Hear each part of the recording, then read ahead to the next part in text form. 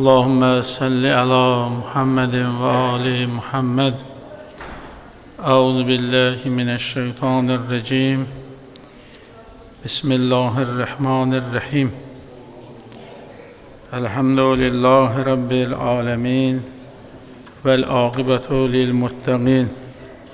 Vessalatu vesselamu ala seyyidina ve nebiyyina ve tabibil kulubina ve şefi'iz zunubina Ebel Qasim Muhammed sallallahu aleyhi ve sellem ve lanetullahi ala adayhim ecmaîn min alâne ila qiyam yevmiddin. Ama ba'd qâle Allahu tebarek ve teâlâ fi kitâbihil kerîm. Bismillahirrahmanirrahim. İnna ataynâkal kevser fesalli li rabbike venhar inne şâneke vel abtar. Sadakallahul aliyyul azim. Ve sen qâle nebiyyina sallallahu aleyhi ve sellem hubbul vatani minel iman. Aydan qâle nebiyyina sallallahu aleyhi ve sellem Allahümme barik lana fi medinetina. Sadakallahul aliyyul azim. Rabbi şrah li sadri ve yessir li emri ve hulul ugdeten min lisani yefkahu. Avsikum ibadillah ve nefsi bi takvallah. Allah'ın salamı, rəhməti, bərəkəti hər birinizin üzərində olsun inşallah. İlk növbədə özümə və sizə ilahi nemət olan təqvanı tövsiyə edirəm. Allah Teala bizləri təqvalardan qərar versin. Allah'a and verə izzətinə, cəlalına, böylüyünə xatir bu rəhmət dolu, məğfirət dolu, bərəkət dolu Ramazan ayını və bu mübarək cümə gününü bizlərə mübarək eyləsin. Bu Ramazan ayında etdiyimiz ibadət, itaət, duaları, qıldığımız namazları, tuttuğumuz orucları Allah Teala bizlərdən, sizlərdən ali dərəcədə qəbul eyləsin inşallah. İltiması dua istəyiblər bizlərdən, sizlərdən. Allah Teala cəm iltiması dua istəyənlərin də dualarını qəbul eyləsin inşallah. Ramazan ayının artıq demək olar ki, ilk həftəsini yola salmaq ərəfəsindəyik. Qarşıdan bizi növbəti həftələr gözləyir. Yəni demək olar ki, 7 gün artıq arxada qalıbdır. İnşallah qarşıda olan günləri də Allah Teala yaşamağı bizlərə, sizlərə nəsib eyləsin inşallah. Ramazan ayı sevgi ayıdır, məhəbbət ayıdır, eşq ayıdır, mərifət ayıdır, rəhmət ayıdır, bərəkət ayıdır, məğfirət ayıdır. Sevgilərdən biri də insanın Allah'a olan, Peyğəmbərə, Qur'ana, dininə olan sevgisi ilə sonra insanın valideynlərinə olan sevgisidir. İnsanın öz vətəninə, elinə, obasına, torpağına olan sevgi, məhəbbətdir. Yaşadığı şəhərə olan sevgi, məhəbbətdir. Dəfələrlə biz toxunmuşuq bu mövzuya. Ümumiyyətlə, ana sevgisi, valideyn sevgisi, vətən sevgisi, torpaq sevgisi, bu sual yaranır ki, insan haçandan başlayır anasını sevməyə və yaxud haçandan başlayır vətənini, torpağını sevməyə. İnsanın fitrətində torpağa, vətənə sevgi var, insanın fitrətində anaya, ataya, valideynə sevgi var. Yəni, fitri bir sevgidir, ilahi sevgi ilə yanaşıdır və vətəni sevmək imandandır. Hubbul vətəni minəl iman. Bir gün biz bu vətənimizdə, torpağımızda, ölkəmizdə, dövlətimizdə şükür Allah 44 günlük müharibədən sonra ərazi bütövlüyümüzü, suverenliyimizi əldə elədik. Allah şəhidlərimizin məqamını uca eləsin, qazilərimizə şifa-i təcil inayət eləsin, şəhid yaxınlarına, doğmalarına səbr nəsib eləsin inşallah. Və vətən sevgisi dinimizin əsas meyarlarından biridir, hədəflərindən biridir. Biz bunları zaman-zaman namaz qılan inanclı insanlarımıza aşlamalıyıq. Hər bir vətəndaş kimi inanclı insan da, namaz qılan insan da bu vətənin, bu dövlətin, bu torpağın bir nümayəndəsidir. Vətən sevgisi hər kəsin qəlbində əbədi olmalıdır, daimi olmalıdır, olması mütləqdir. Çünki hubbul vətəni minəl iman. İnsanın imanının göstəricilərindən biri də onun vətəninə, torpağına olan sevgisi, məhəbbətdən irəli gəlir. Həzrət Rəsullahın bir hədisi vardı, buyurur ki, Allahumma barik lənə fi mədinətinə. Biz ki, deyirik ki, Ramazan ayı bərəkət ayıdır. İnsan yaşadığı şəhər üçün dua eləməlidir ki, necə Peyğəmbər Rəsulullah sallallahu aleyhi ve sellem hədis-i şərifində buyurur ki, Allahım şəhərimizə bərəkət ver, ölkəmizə bərəkət ver, vətənimizə bərəkət ver, evimizə bərəkət ver, ailəmizə bərəkət ver. İnsan xüsusən Ramazan ayında bu duaları daha çox etməli, daha çox üstünlük verməlidir. Bu sözümü yekunlaşdırıram. İnşallah bir qədər Ramazan ayı haqqında söhbət edəcəyik. Elə vətəndən söhbət düşmüşkən biz vətənə bəzən nə deyirik? Ana vətən deyirik. Yəni ana sözü ilə vətən sözü bir-birinə yanaşıdır. Allah Teala ölkəmizi, vətənimizi, xalqımızı, millətimizi, dövlətimizi bir-birinə rauf mehriban eyləsin.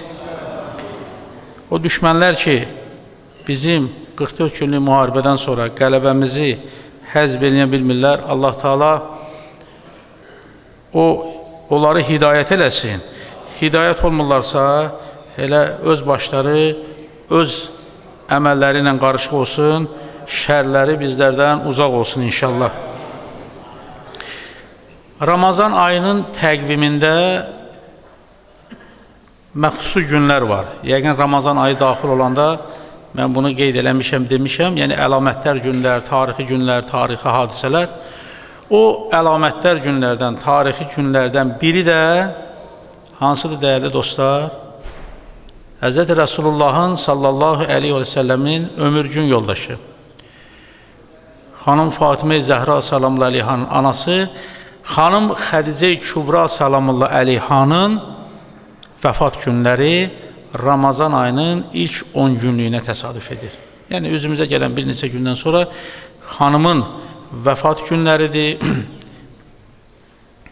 Xanım Xədicə-i Kübra salamullah əleyha tarixdə elə bir iz qoyubdur ki, nümunəvi insanlara örnək ola biləcək, öz əməli ilə, davranışı ilə, Peyğəmbər Rəsulü-Xudaya sədaqəti ilə biz bugün araşdırırıq, öyrənirik xanımın həyatı ilə bağlı mövzulara toxunanda görürük ki, bu Peyğəmbər Rəsulü-Xudanın ömürgün yoldaşı xanım Fatimə-i Zəhra salamullah əleyhanın anası. Xədicə-i Kübra sözün əsl mənasında analar anası olubdur. Bugün çox analara, xanımlara nümunə ola bilən bir xanımdır. Xədicə-i Kübra salamullah əleyha xanımlar üçün, yəni qadınlar üçün nümunə olan bir həyat yoldaşı nümunəsidir. Xanım Fatimə-i Zəhra salamullah əleyha 11 imamın anasıdırsa, xanım Xədicə-i Kübra salamullah əleyha 11 imamın nənəsidir. İslamın inkişafında, tərəqqisində, çiçəklənməsində, ayağa durmasında müstəsna xidmətləri olubdur. Xanım Xədicə Kübra salamullah əleyhanın. Hamı Peyğəmbər Rəsulü-Xuda sallallahu aleyhi və səlləmdən üz döndərəndə xanım Xədicə Kübra salamullah əleyha Peyğəmbərin yanında oldu. Çoxları Peyğəmbərə etirazlarını bildirdi. Ona məzlum dedilər. Amma Xədicə Kübra salamullah əleyha onu bir an belə tək buraxmadı. Neçə-neçə ərəb qəbilələri xanım Xədicə Kübra salamullah əleyha elçi düşdü. Ondan həyat qurmaq istəyirlər, ailə qurmaq istəyirlər. Xanım Xədicə Kübra salamullah əleyha onların hamısını rədd etdi. O, aləmlərə rəhmət olan sonuncu Peyğəmbərimizi qəbul elədi. Özünə ömür gün yoldaşı olaraq, özünə həyat yoldaşı olaraq Həzrət Rəsullahı sallallahu aleyhi ve səlləmi özü üçün ömür gün yoldaşı qəbul elədi. Sanki xanım Xədicə Kübra salamullah əleyha Həzrət Rəsullahı özü üçün ömür gün yoldaşı qəbul etdikdə, ona razılıq verdikdə olacaq bütün hadisələri gözünün önünə alaraq bu addımı atdı. Onu özünə həyat yoldaşı seçməkdə heç tərəddüd etmədi. Düzdür, bu evlilik o dövr kifayət qədər nüfuzu olan Xədicə Kübra və oradakı o qəbilələr üçün onlarla münasibətdə Həzrəti Xədicə Kübra salamları üçün çox çətinliklər, sıxıntılar yaratdı. Ərəb xanımları hamısı Xədicə Kübra salamları aleyhadan üz döndərdilər. Dedilər, bu qədər ərəb böyükləri, ərəb qəbilələrinin böyükləri, imkanları, şəxsləri sənə ailə qurmaq təklif elədilər, sənlə ailə qurmaq istədilər, sən onların hamısını rədd etdin, bir yetimə üstünlük verdin, onunla ailə qurmağa üstünlük verdin. Və o gündən, o razılıqdan sonra xanım Xədicə Kübra salamları Peyğəmbərlə izdivaca razılıqdan sonra ərəb qəbilələrinin böyükləri, ərəb qəbilələrinin böyüklərinin xanımları hamısı Xədicə Kübra salamları aleyhadan üz döndərdilər. Həzrət Rəsulullah həyatında sonradan Xədicə Kübra salamları aleyhadan sonra bunların hamısını bir-bir xatırlayır. Biz İslam tarixini araşdıranda, Peyğəmbər Rəsulullah sallallahu aleyhi ve sellemin tarixini araşdıranda görür ki, Peyğəmbər tək olanda, yalnız olanda ona ilk iman gətirən xanım, ilk iman gətirən şəxs Xədicə Kübra salamullah aleyha olub. Onu hamıdan üstün bildi. İslamın inkişafı üçün, Peyğəmbər Rəsulullah İslamın təbliği üçün ona bütün varlı dövləti ilə onun yanında oldu. Həzrət Rəsulullah həmişə buyurardı, İslamın yaşanmasında iki şəxsin müstəsna rolu vardır. Onlar mənim yanımda oldular. Biri xanım Xədicə Kübra salamullah aleyhadır, biri də ki, Əmir əl-Müminin əleyhissalamdır. Bu iki şəxs haqqında Həzrət Rəsulullah buyurub ki, xanımın malı, varı, dövləti, sərvəti və Həzrət əleyhissalamın igidliyi, qəhrəmanlığı, qılıncı, şücaəti İslamın inkişafında, İslamın ayaqda durmasında müstəsna xidmətləri vardır. Peyğəmbər Rəsulullah həyatına baxandan sonra, Xədicə Kübranın vəfatından sonra Həzrət Rəsulullah ona məhəbbəti, sevgisi o qədər çox idi ki, xanımın vəfatından sonra o daim o xanımla bağlı xatirələrini xatırlayırdı. Hətta yazırlar tarixdə ki, xanımın yaxınlarından, qohumlarından kimsə Peyğəmbər Rəsulullahın evinə qonaq gələrdisə, Həzrət onlara xüsusi ehtiram göstərərdi. Xədicəyə olan məhəbbətini, sevgisini izhar edərdi. Biz tarixdə oxuyuruq, Peyğəmbərimizin tarixində görürsən ki, Peyğəmbərin sonra cavan Xədicə Kübra salamlarından sonra ailə qurduğu xanımlardan bəziləri qısqanırdılar, etirazlarını bildirirlər. Deyirlər ki, ya Rəsulallah, Allah Teala Xədicə qoca idi, yaşlı idi, dünyasını dəyişib, vəfat edib. Allah sənə ondan cavanlıq nəsib edibdir. Və Peyğəmbər Rəsulullah da bütün bunlara baxmayaraq onun Xədicənin necə böyük şəxs olmasını biz Həzrət Rəsulullahın həyatını oxuyanda onu biz görürük. Həzrət buyurur, and içir. Deyir ki, and olsun Allaha. Allah Xədicədən üstünlüyü mənə nəsib bəxş eləməyib. Yəni, Xədicədən üstün bir qadın, Xədicədən üstün bir xanım mənə bəxş eləməyib, nəsib etməyib. And içərək buyurur ki, hamı məndən üz döndərəndə Xədicə mənim yanımda oldu, məni tək qoymadı. Və Peyğəmbər Rəsulullah da buyurur ki, Həzrət Rəsulullaha and içir. Deyir ki, cəmaət məni tərk elədi. İslamın ilk dövrlərində bilirsiniz, hamı Peyğəmbərdən üz döndərdi. Mənə dəli dedilər, mənə məzlum dedilər, məni daşqalaq elədilər. Amma Xədicə Kübra salamullah aleyha məni doğru, düzgün, siddiq, əmin hesab elədi. Mənim yanımda oldu. Hamı maddi cəhətdən, iqtisadi cəhətdən məni sıxıntıya salanda Xədicə Kübra salamullah aleyha bütün malını, sərvətini mənim ixtiyarıma qoydu. Və Xədicə Kübra salamullah aleyhanın həyatında ən ağırlı günlərdən biri də xanım Fatimə Zəhra salamullah aleyhanın mövlud günləridir. O dünyaya gələn gündə idi ki, bilirsiniz, biraz öncə qeyd elədim, Məkkə xanımları hamısı Xədicə Kübra salamlı aleyhadan üz döndərmişdir. Allah Teala öz iradəsi ilə xanım Xədicə Kübra salamlı aleyhanı Məkkə xanımları tək qoyanda Asiya salamlı aleyhanı, İsa aleyhissalamın anası Məryəm salamlı aleyhanı, Saranı və digər xanımları onun o doğum vaxtı, o çətin vaxtında onun yanına köməyə göndərir. Bu Xədicə Kübra salamlı aleyhanın imtiyazlarından da Allahın ona verdiyi məqamlardır. Allahın yanında, qatında onun olduğu o dərəcədir, onun nüfuzudur. Və bilirsiniz ki, Ramazanın ilk 10 günlüyündə ki, Xədicə Kübra salamlı aleyha vəfat edir. Əbu Talibdən sonra, Peyğəmbərin əmisi Əbu Talibdən bir qədər sonra Xədicə Kübra salamlı aleyha vəfat edir. Və Peyğəmbər Rəsulullah da öz hədis şərifində buyurur ki, o ili, həmən o iki böyük varlığın Peyğəmbərin həyatında xüsusi istisna xidmətləri olan bu şəxslərin, Əbu Talibin və Xədicə Kübranın vəfat ilini özü üçün dərin hüzn ili adlandırır, kədər, qəm ili adlandırır, qüssə ili adlandırır. Ən böyük əzzi, ən çox sevdiyi əzzini itirmişdi. Xanım Xədicə Kübra salamlı aleyhanın vəsiyyətləri vardır. 3 vəsiyyəti var. İmam Cəfər Sadiq əleyhissalam buyurur ki, xanım son nəfəsində 3 vəsiyyəti var. İnşallah o 3 vəsiyyəti qeyd edeyim, fikrimi tamamlayayım. Ümumiyyətlə, mənəvi cəhətdən ilahi məqama, ilahi ucalığa, kamilliyə çatan biz kişilərin sayını çox bilirik. Məsələn, 124 min Peyğəmbər deyirik, imamlar deyirik və s. və ilaxır. Mənəvi cəhətdən yüksəkliyi əldə edən xanımlardan 4'ünü xüsusi olaraq qeyd edirlər. Hansı ki, cənnət, beyiş onlar üçün müştaq idi, darıxırdı.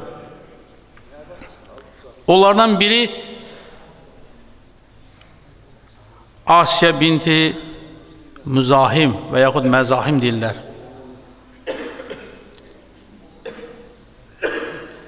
İkincisi, Hz. İsa aleyhissalamın anası Məryəm binti İmran. Üçüncüsü, Hz. Resulullah'ın həyat yoldaşı, ömürgün yoldaşı Xədicə binti Xuveylid və dördüncüsü Hz. Əli aleyhissalamın həyat yoldaşı 11 imamın anası Fatimə binti Muhammed idi.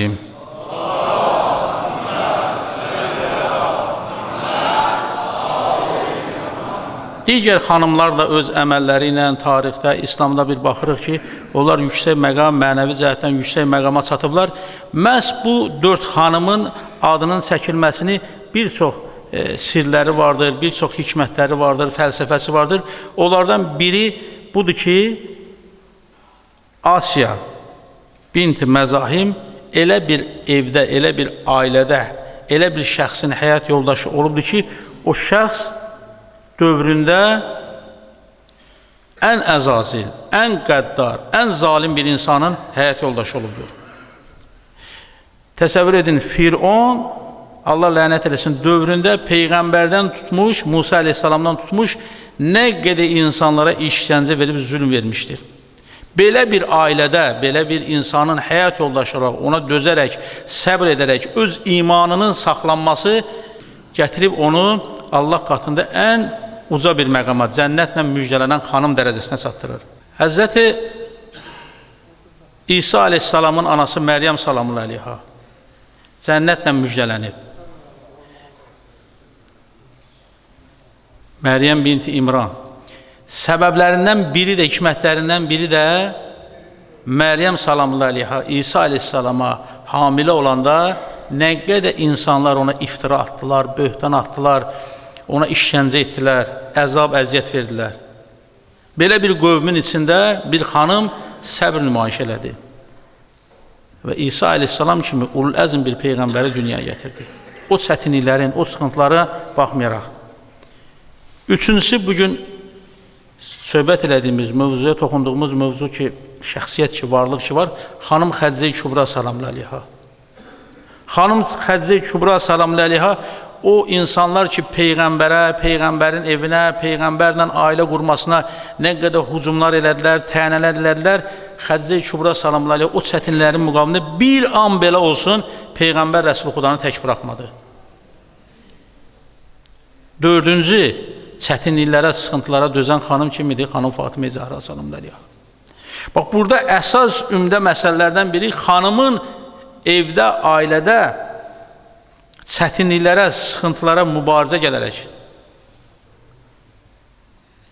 Allaha yaxın olması üçün ən ümdə məqamlardan biridir ki, ailədə o ailənin belə deyək, qorunması üçün əlindən gələn var güclə çalışan xanımlar, əziyyətlərə tab gətirən xanımlar Allah qatında ən bəyənilmiş xanımlardır. Ən bəyənilmiş analardır, bacılardır, qızlardır, gəlinlərdir.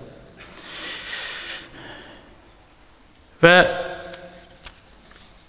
xanım Xədicə Kübra salamlı əleyhanın vəsiyyəti ki vardı ki, Peyğəmbər Rəsulü Xudaya vəsiyyət eləmişdi. İmam Cəfər Sadiq əleyhissalamdan gələn hədisdə birinci xanımın vəsiyyəti bilirsiniz neydi? Bayaqdan sadaladım Xədicə Kübranın məqamlarını, Peyğəmbər Rəsulü Xuda onu nə qədər tərif edir, ona olan sevgi, məhəbbət, kifayət qədər bildiklərimdən sizin nəzər diqqətinizə çatdırdım. Xanım birinci həyat yoldaşından, Həzrət Rəsullahdan istəyib bu olub ki, deyib, məni halal elə, məni bağışla. Ondan bağışlamaq istəyib, halallıq istəyib. Bu bir ailə nümunəsidir ki, insan həyatında bəzən biz rəhmətə gedən insanı cənazə namazını qılanda, görürsən orada cəmaata deyir ki, halallıq ver. İnsanın ilk halallıq ala biləcəyi şey, bağışlanmaq istəyə biləcəyi şəxsi onun öz evində, ailəsində olan doğmalarıdır, əzizləridir, həyat yoldaşıdır. Xanımın birinci istəyi halallıq olub, bağışlanmaq olub. Həzrət Rəsulullah buyurub ki, sən məndən bunu istəmə. Sən mənim üçün o qədər əziyyət, o qədər zəhmət çəkmirsən ki, kifayət qədər. İkinci vəsiyyətini, ikinci istəyini Həzrət Rəsulullah'a buyurmur. Deyir, onu xanım Fatimə Zəhra salamlı əleyha deyəcəm. Və qızı xanım Fatimə Zəhra salamlı əleyha buyurur ki, Həzrətdən utanıram. Ona deyəsən ki, mən qəbir evindən, qəbir əzabından qorxuram. Narahatam. Əgər imkan olsa, öz əynində olan köynəyi, o vəhiy gələndə, Cəbrail əleyhissalam vəhiy gətirəndə əynində olan köynəyi mənə büksün. Onu istəyir ondan. Və üçüncüsü isə xanım Xədicə Kübra salamlı əleyha Həzrət Rəsulullah buyurur ki, mən gedirəm, bu dünya ilə vidalaşıram, sizdən ayrılıram. Qızım xanım Fatimə Zəhra sənə əmanət olsun. Səndən istəyim odur ki, məndən sonra onu incitməsinlər, ona əzab, əziyyət verməsinlər, onu qəzəbləndirməsinlər. Sanki xanım Xədicə Kübra salamlı əleyha hadisələri qabaqcadan görürdü. Bu üç vəsiyyətlə xanım Xədicə Kübra salamlı əleyha bu dünya ilə vidalaşır. Bax, bir xanım həyatda, baxın görün, necə bir iz qoya bilir, necə bir örnək ola bilir.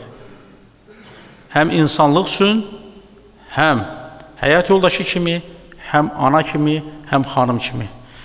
Allah and verə izzətinə, cəlalına, böylünə xatir. Allah Teala bizi dünya və axirət, Peyğəmbər, Əhl-i Beyt, Qurandan ayrı salmasın inşallah. Bismillahirrahmanirrahim. İnna ataynakal kavsar fəsalli rabbika vənhar neşanik olabdar. Sadaqallahul aliyyul azim.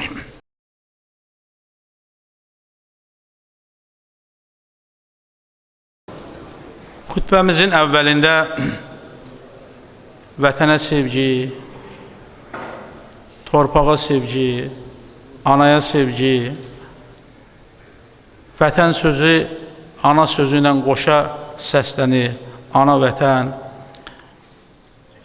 Anaya və vətənə olan sevgi insanın fitrətində olan bir sevgidir. Bəzən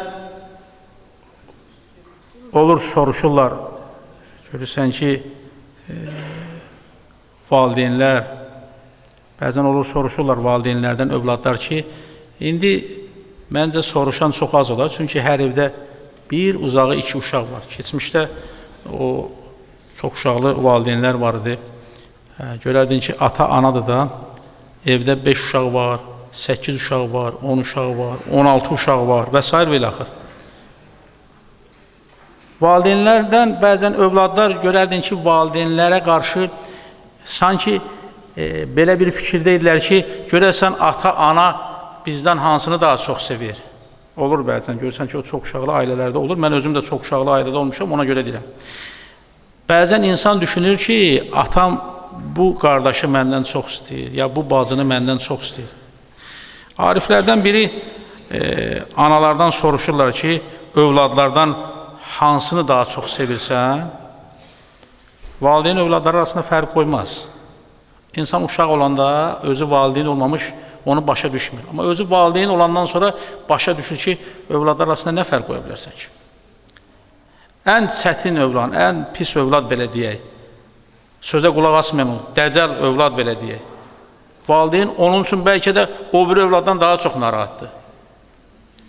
Odur, analar bu suala belə cavab verirlər ki, soruşanda ki, hansı övladı daha çox sevirsən, cavab verirlər ki, sağalana kimi xəstə övladımı daha çox sevirəm. Görəsən, bir övlad xəstələnər, ana onun üçün o qədər narahat olar. İlla da ki, biz balaca olanda, kiçik olanda, danışa bilməyəndə, su deyə bilməyəndə, yemək deyə bilməyəndə, bax, o vaxtı ana bizim qayğımızı elə qalıb ki, Allah Teala bir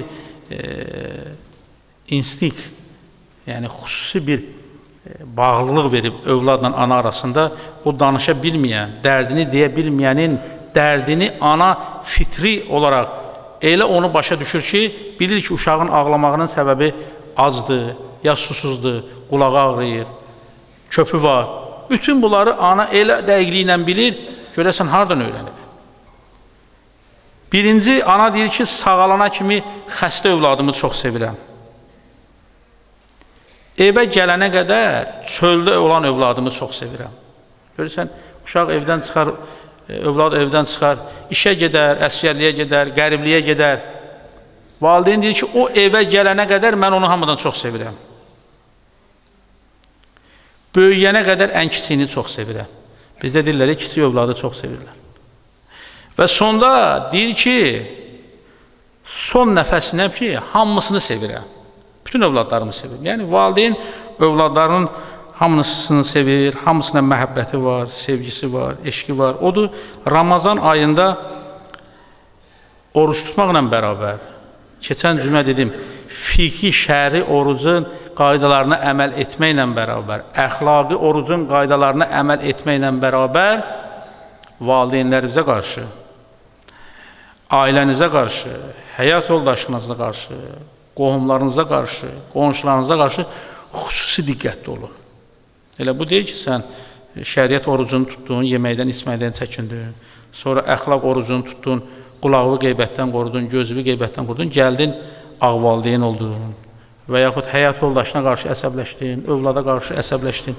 İndi sən bu gün ərzində oruç tutmuşsan, bu qədər əziyyət çəkmirsən, gəlirsən, bir yemək vaxtımı deyək və yaxud da evdə hər hansı bir narahatçılıq olanda öz etirazı bilirsən, əsəblə, qəzəblə, hisslə, bu oruç tutana heç yaraşmaz.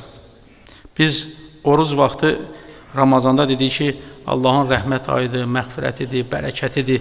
Bu ayda insan, alimlərin bəzi kitablarını oxuyursan, mucizələrinə qulaq assan, deyirlər ki, ay daxil olanda düzəminizə, geyimizə, keçimizə fikir verin, evinizə fikir verin, ev eşiyinizə. Deyir, bu bir bayram bir aydır. O, deyir, rəhmət gəlir, bərəkət gəlir, məğfirət gəlir, Qur'an nazil olub, Qədir gecələri var, dualar qəbul olur, cənnətin qapıları açıqdır, cəhənnəmin qapıları bağlıdır, şeytan zincirlənib. Belə bir ayda insan sevinməlidir, bunu bayram qeyd eləməlidir. Bunun göstəricisini deyir, həm evində, həm öz həyatında, yəni sevinci olmalıdır, gülüşlü olmalıdır. Peyğəmbərlərin həyatına baxanda Ramazan ayı daxil olanda onlar o qədər səbirsizliklə bu ayı gözləyiblər və xoşhal olublar, seviniblər, gülərüz olublar, təbəssümlü olublar. İndi iki dəstə insan var, bir dəstə insan oruç tutmur, onlar əsəbləşirlər, başa düşürəm. Ramazan ayı gələndə onların həyatda sıxıntıları yaranır da, nə bilim, bilmirəm. Biz oruç tuturuq, biz sübh azandan, şam azandan kimi orucu batil edən şeylərdən çəkinir. Görürsən, o narahatdır. Bir o insanlar görürsən qaşqabaqlı olurlar, bədbin olurlar. Bu başa düşüləsidir. Amma bəzən bizim içimizdə bəziləri görürsən ki, Ramazan ayıdır, ac qalmışsan lap gözəl. Bunu Allah üçün eləmişsən, qürbətən ilə Allah eləmişsən. Üzündə bir sevinc olsun, təbəssüm olsun, xoşallıq olsun. Peyğəmbər, imamlar bu ayı çox, yəni sevinclə, şad, xürrəm qarşılayırlar bu ayı.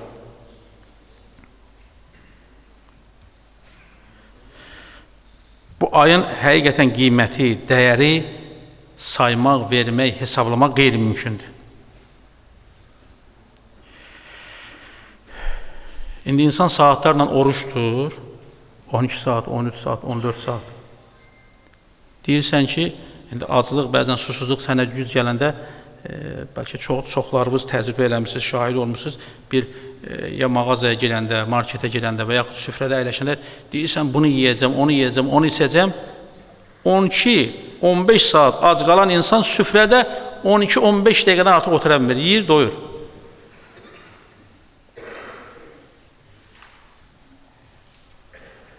Bu onun göstəricisidir ki, dünyanın ləzzətinin qiyməti yoxdur, dadı yoxdur. Amma ac qalan o aclığın dadını, əgər bu qürbətən ilə Allah olsa, ilahi rizayət olsa, indi ac qalan var, bəzi insanlar var, ac qalırlar, müəyyən saatlarla, nə bilim, pəhriz saxlayırlar.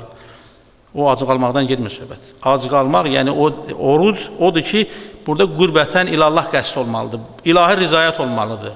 Bundan kənara o ac qalmağa, o pəhriz saxlamağa heç nə verməzlər.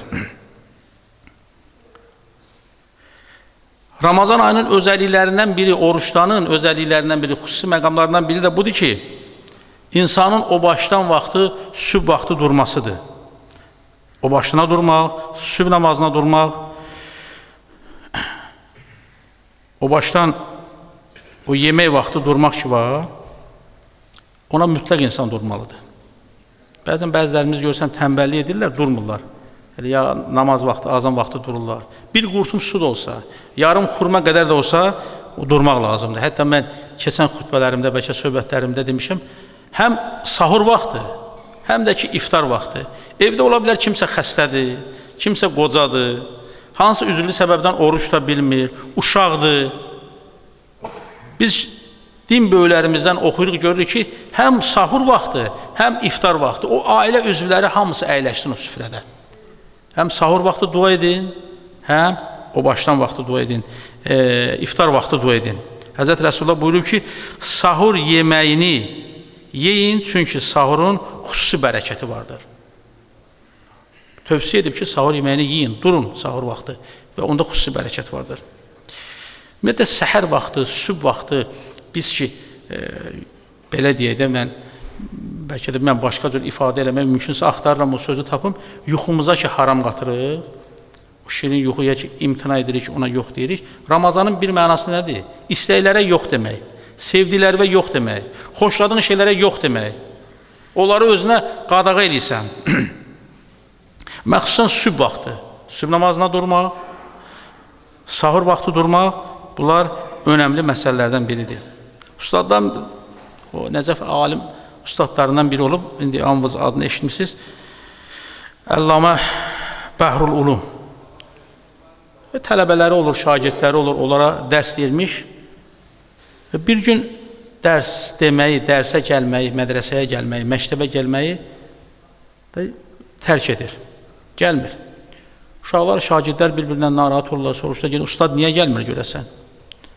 Axır bir yolla gedirlər ustadın evinə, qəbuluna, danışırlar, söhbət edirlər, deyirlər ki, bəlkə bir sıxıntın var, bəlkə bir çətinliyin var, bir xəstəliyin var, biz sənə nə kömək edir? Deyir, yox, mənim nə sıxıntım var, nə çətinliyim var, nə xəstəyəm, hər şey qaydasındadır. Və ustad, niyə gəlmirsən dərsə? Deyir, mən hər gün dərsə gələndə, sübh vaxtı məscidə ki gedirəm, oradan sonra dərsə gəlirəm, mən məscidə gələndə sizin evlərinizin yanından gedirəm, sizin əksəriyyətinizi sübh vaxtı oyanan görmürəm, azan vaxtı oyaq görmürəm. Evlərinizdə o əlaməti görmürəm. İndi o dövr yaşamlar olub, işıq görsənmir sizin evlərinizdə. Sübh üçün ayağa durmaq, sübhə oyanmaq, Allaha xatir oyanmaq əlamətini, hissini mən sizdə görmürəm. Ona görə mən elə fikirləşdim, siz ki, sübhün dadını, ləzzətini bilmirsiniz, sübh vaxtı oyanmırsınız, tənbəllik edirsiniz, bu dərsin sizə bir əhəmiyyəti olmaz. Yəni siz sübh əhli deyilsiniz, sübhün vaxtının əhli deyilsiniz. Sübh vaxtı namaza oyanan insan, hamı bunu etiraf edər. Görəcək ki, sübh vaxtı namaza durduqdan sonra nə qədər feyz aldı, nə qədər ləzzət aldı, nə qədər rahatlaşdı və özünə belə deyə bir təşəkkür edir, minnətdarlıq, nə yaxşı ki, mən sübh vaxtı durdum. Çünki sübh vaxtı bir fürsətdir, insana feyz verən bir fürsətdir. Ruzidir sübh vaxtı durmaq, insanın ruzisinin artmasına, bərəkətli olmasına səbəb olar. Ramazanda həm insan sübh vaxtında imsaka durur, həm sübh namazına durur, iki feyz əldə edir, iki savab əldə edir, iki nemət əldə edir. Sahura durduqdan sonra sübh namazını qılmaq və bunlar hamısı önəmlidir. Bunlarla önəmli səcdələrə getmək. Sübh vaxtı səcdələrə xüsusi diqqət edin. Biz demişik ki, səcdə vaxtı insanla Allah arasında olan bütün rabitələr gedir. Aradan götürülür, pərdələr aradan götürülür. İmam Əleyhisselamın suallarından biridir. Bu sual çox önəmli suallardan biridir. Ən gözəl əməl nədir deyə soruşurlar. İmam buyurur ki, ən gözəl əməl günahdan uzaq durmaq, təqvalı olmaq. Yəni, günahı etməmək. Biz deyirik, Ramazanda nə edək? Nə edək yox, nə etməyək? Günah edək, etməyək, etməyək. Yəni, imam buyurur ki, etməyənlər, etməmək əsas önəmlidir və təqvalı olmaqdır. Və bir də İmam Əleyhisselamın hədisi şərif vardır ki, biz Ramazanda halalları bizə qadağan edib də, bizə deyib ki, etmə, yemək, eləmə, içmə, o biri əməlləri ki var, digər günlərdə sənin üçün halaldır, edə bilərsən gün ərzində, amma Ramazanda deyir ki, sübh azandan, şam azandan bunlardan çəkin. Həzrəti Əleyhisselam buyurur ki, dünyanın halalında hesab var, haramında isə əzab var. Və Ramazan ayı oruçdanın halallardan çəkinməsi sanki Allahın insana lütfünün bir qədər artmasıdır. Nədir lütf? Deyir ki, halalında hesab var. Gün ərzində bizi o halallardan çəkindirir. İndi biz halallarımıza baxsaq, yeməyimiz, içməyimiz, geyimimiz, əyin başımız, bu şəri qaydada, fiqhi qaydada, dini qaydada biz bunlara nə qədər doğru düzgün əməl edirik. Xumsun vermək var, zəkatın vermək var, halaldan qazanmaq var. Bax, sanki sən sübh azandan, şam azandan kimi o hesab ki var halaldan, Allah Teala o sənin hesabı yüngülləşdirmək istəyir. Ramazan ayının digər aylardan fərqi. Ramazan ayının digər aylardan fərqi, üstünlüyü Peyğəmbər sallallahu aleyhi və səlləmin digər peyğəmbərlərdən fərqi və üstünlüyü kimi misalındadır. Odur, bu Ramazan ayında istifadə edək, həm behiştimizi əldə etmək, həm cəhənnəm ateşindən uzaq olmaq, şeytanın hilələrindən uzaq olmaq üçün xüsusi bir aydır. İnsanın din alimləri deyirlər ki, belə qərara gəliblər ki, insanın düşməni dörddür. Biri bayaqdan qeyd edim ki, şeytandır. İnnehu lakum aduvvun mubin. O sizin açıq-aşkar düşməninizdir. Yasin surəsində buyurur. Birinci odur. O da indi bu ayda zəncirlənib. İkinci, insanın düşməni onun nəfsidir. Nəfsi istəklər ki var. O hansı nəfsdir? Peşiman olmayan nəfs. Bir peşiman olan nəfs var, bir peşiman olmayan. İnsan bir günah edər, səhv edər, xəta edər, yanlışlıq olar insanda. Amma yetər ki, insan o günahdan sonra başa düşsün, dərk eləsin ki, mən günah elədim, səhv elədim, xəta elədim, bundan peşiman olmaq, tövbə etmək. İkinci, insanın ən böyük düşməni şeytandan sonra onun nəfsidir. Və bundan üstün düşmə insanın pis dostu, pis yoldaşı, xanımlar üçün məsələn pis rəfiqə. Bu insana şeytandan, nəfsdən daha böyük zərbə vura bilər. O da deyir ki, axmaq adamla dostluq eləmə, o sənə yaxşılıq eləmək istəsə, pislik eləyər. Çox vaxt bizdə belə bir deyim var, dostluğu görsət, sənin kimliyi deyim kimdir. Dost insanın göstəricisidir, onun kimliyinin göstəricisidir.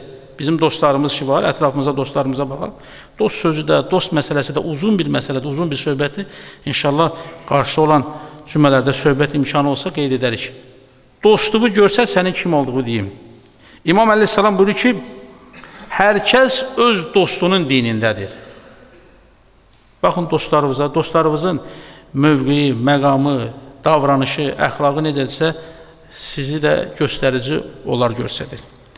Və dördüncüsü, bunların hamısından çətindir, bunların hamısından ağırdır. Bugün yaşadığımız dövrdə zamanda bu dördüncüsü artıq bizi ağuşuna alır. Bu, dırnaq arası din adına, ilahiyyat adına alim kimi çıxış edən insanlardır. İnsanları çaşdırmaq üçün, insanları azdırmaq üçün Quran ayələrindən, hədislərdən sanki elə ağız dolusu işlər edirlər ki, inansız insanları şübhəyə salmaq üçün bunlar hər işə əl atırlar. Nələrdən deyirsən keçirlər, tək insanları çaşdırsınlar, insanlarda çaşqınlıq yaratsınlar. Namazı bir formada, oruca bir formada hücum edirlər, dəfnə bir formada, Qur'ana bir... İslamın, Qur'anın, Peyğəmbərin gətirdiği o İslam, bayağı qeyd elədim, Xədicə Kübra bütün həyatını fəda elədi bu İslamın yaşanması üçün. O ana mənbə ki var, o ana əsaslar ki var, o əsli ki var, ona hücum eləmək üçün, onu insanların gözündə şübhə pərdəsi altı salmaq, şübhə pərdəsi olan üzərinə salmaq üçün hər bir çabaya, hər bir hiləyə əl atırlar ki, insanları çaşdırsınlar. Və dördüncüsü nə oldu? Din pərdəsi altında, din adı altında alimlik iddiası edən alimlərdir. İnşallah ki, Allaha and verək izzətinə, cəlalına, böylüyünə xatir Allah Taala bizi Quran, Peyğəmbər, Əhl-i Beytdən ayrı salmasın. Əlimizi Allah dərgahına qaldıraq, belə deyək. Dua üçün. Allahdan istəyimiz, arzumuz bu olsun ki, ilahi pərverdigara, bu mübarək Ramazan ayının sona kimi oruç tutmağı, bu ayın ibadət itaatlərini etməyi bizlərə nəsib elə. Bu ay mübarəkdir, ilahi pərverdigara, özün buyurmuşsan, rəhmət, bərəkət, məğfirət bir aydır. Bu ayın rəhmətindən, bərəkətindən, məğfirətindən bizləri bir nəsib eləmə. Bu cümə günündə bizə mübarək elə. Oruç tutanlarımızın orucunu qəbul elə. Allahım, səndən istəyimiz, arzumuz, təvəqqəmiz budur ki, bu ayın hörmətinə, Qur'an, Peyğəmbər, Əhl-i Beyt hörmətinə, bizi Qur'andan, Peyğəmbərdən, Əhl-i Beytdən ayrı salma. Allahım, valideyndən, atadan, anadan söhbət elədik. Dünyasını dəyişən yaxınlarımızı, əzizlərimizi, valideynlərimizi, şəhidlərimizi, qəriq rəhmət, vasili cənnət, məqamların uca ilə. İlahi pərverdigara, xəstələrlə bağlı iltiması dua istəyiblər. Sən şəfa verənsən ilahi, səni and verir izzəti və cəlalı və böyülü və xatir, nəzərdə olan xəstələrimizə, iltiması dua istəyən xəstələrimizə, qazilərimizə şifa-i təcil inayət eylə. Çətinliklərimiz var, sıxıntılarımız var, çətinliklər, sıxıntılar müqabilində bizi səbr edən bəndələrdən qərar verginən. Çətinliklərdən, sıxıntılardan bizə nicat verginən. Şəhid yaxınlarına, doğmalarına, əzizlərinə səbr-i cəmil nəsib eylə. Allahım, bu ağsaqqallarımız ki, məclisə gəlirlər, ibadət, itaatlə məşğuldurlar. Bunların ömrünə bərəkət nəsib eylə. İlahi pərverdigara, ana bacılarımızı xanım Zəhraya, xanım Zeynəbə, xanım Xədicəyə bağışla ginən. Onların da müşkillərin, sıxıntıların asan eylə. Darda olanlarımız var, çətinlikdə olanlarımız var, sıxıntı olanlarımız var. Onlara dardan, çətinlikdən, sıxıntıdan tezliklə nicat ver. Allahım, səndən istəyimiz, arzumuz budur ki, dünya və axirət xoşbəxtlik, saadətini bu cəmə nəsib eylə. Məxsusən cavanlarımız gəlirlər, məscidə, ibadətə, itaətə, oruç tuturlar. İlahi pərverdigara, bunların canlarını salamat eylə. Hidayət olmayan cavanlarımızı hidayət eylə. Bu cavanların da ürəklərində mətləb, nə arzu, nə hacət var. Bu Ramazan ayı hörmətinə, cümə günü hörmətinə bərabərdə bir xeyr eylə. Allah'ım səndən istəyimiz, arzumuz budur ki, evlənmə imkanı olmayan subaylarımıza evlilik nəsib eylə. Evlənib övlad həsrətində olanlara övlad nəsib eylə. Ev eşiği olmayanlara ev eşiği sahibi eylə. Ruzi sıxıntısında olanlara ruzi nəsib eylə. Ruzisində bərəkət olmayanın ruzisinə bərəkət nəsib eylə. İşsizlərimizə iş nəsib eylə. İlahi Pərverdigara, borc sıxıntısında olanları borc sıxıntısından nizat ver. Allah'ım səndən istəyimiz, arzumuz budur ki, bu ayın hörmətinə, dünyada bizə 14 məsumun ziyarətin, Məşəd, Kərbəla, Həc ziyarətin bu cəmə nəsib eylə. Qiyamətin günündə, ahirətdə 14 məsumun şəfaatin bizlərə nəsib eylə. İlahi Pərverdigara, bu ayda cəhənnəmin qapıları bağlıdır, cəhənnəmin qapılarını daim üzümüzə bağlı eləyəcəkən. Cəhənnəm ateşindən, odundan bizə nizat verəcəkən. Cənnətin qapıları açıqdır, İlahi Pərverdigara, bizə behiş cənnət nəsib eylə. Şeytan zincirlənib, İlahi Pərverdigara, şeytandan, şeytanın vəsvəsəsindən bizləri uzaq eləyəcəkən. İlahi Pərverdigara, evlərimizə, ailələrimizə, məmləkətimizə, dünyamıza, bəşəriyyətə sülh, əmin-amanlıq, mehribansılıq, bol-bol hələ ruzi nəsib eylə. Ölkəmizi, xalqımızı, vətənimizi, dövlətimizi düşmənlərdən qorucunən. İlahi Pərverdigara, üçləngli bayrağımızı daim uca eləyəcəkən. Hər kəs ki, Allah üçün, Peyğəmbər üçün, Qur'an üçün, din üçün, Əhl-i Beyt üçün, ölkə üçün, vətən üçün, dövlət üçün çalışırsa, İlahi Pərverdigara, onları əqlə gəlməyən bəlalardan hiss eləyəcəkən. İlahi, yeryüzü doludur, fitnə, fəsad, fisk, füzur, müharibələr gedilir, haqsız yerə insanlar öldürülür. İlahi, haqqı, ədaləti, nuru yer üzərində bərqərar eylə. Ağamız, sərvərimiz, İmam Zaman ağanın zuhrunu təcil eylə. Əskəri xidmətdə olan, sərhəd bölgəsində olan əskər zabitlərimizi hifz eyləginə. Qəriblikdə, əskərlikdə olanlarımızı səhi salamat evlərinə qaytarginə. Ehsan edənlərimizin ehsanlarını qəbul eylə. Bizləri də ehsan edənlərdən, əməli salihlərdən qərar ver. Cəmi dualarımızın qəbulluğuna Peyğəmbərə sələvat ediyələ.